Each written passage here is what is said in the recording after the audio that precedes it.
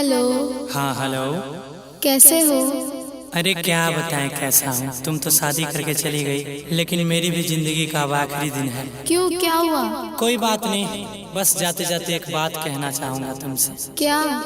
कि जाने मेरी जाने मन, बचपन का प्यार मेरा भूल नहीं जाना रे। जैसा मेरा प्यार है जान तुझे किया है, बचपन का प्यार मेरा भूल नहीं जाना रे। ओके बाय।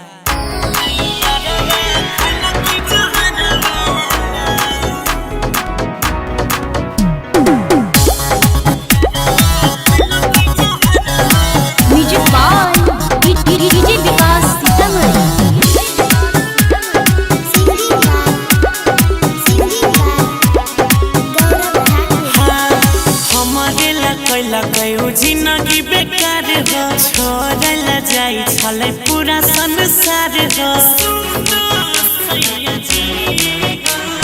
हमारे लकैला कयू जिंदगी